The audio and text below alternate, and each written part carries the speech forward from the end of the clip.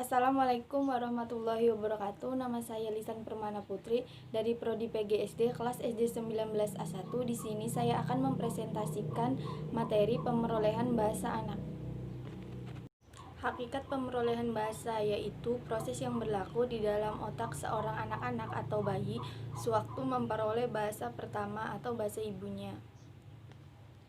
Pemerolehan bahasa dibagi menjadi dua, yaitu bahasa pertama atau First Language Acquisition yang biasa disebut dengan bahasa ibu atau B1.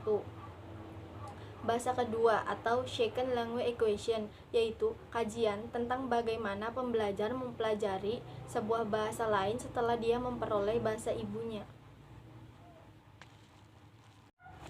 Ciri-ciri bahasa ibu atau bahasa pertama. Yang pertama, bahasa dalam keluarga. 2. Tidak formal. 3. Tanpa sadar. 4. Pertama dikuasai.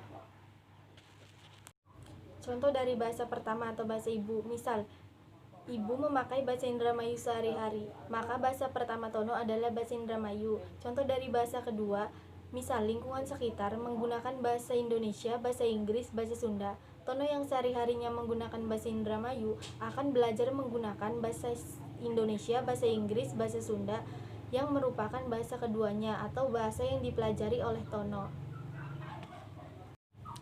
Pemerolehan bahasa anak dapat dikatakan mempunyai ciri kesinambungan, memiliki suatu rangkaian kesatuan yang bergerak dari ucapan suatu kata sederhana menuju gabungan kata yang lebih rumit atau sintaksis.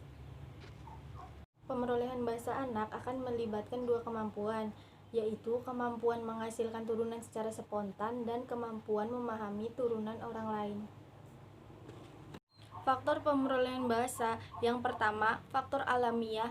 2. Faktor perkembangan kognitif. 3. Faktor latar belakang sosial. 4. Faktor keturunan. Teori pemerolehan bahasa dibagi menjadi 4. Yang pertama, teori behaviorisme. Teori behaviorisme beranggapan bahwa pemerolehan bahasa didapatkan dengan cara adanya penguatan atau stimulus dan respon.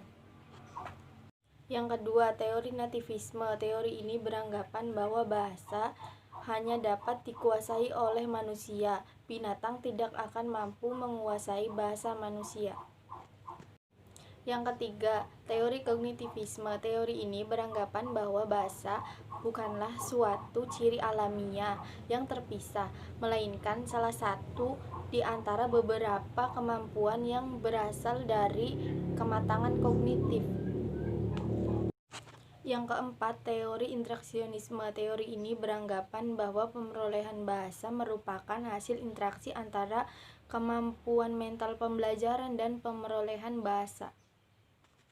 Sekian video pembelajaran tentang pemerolehan bahasa anak yang saya sampaikan. Kurang lebihnya mohon maaf bila ada kesalahan kata. Wabillahi taufiq walhidayah. Wassalamualaikum warahmatullahi wabarakatuh.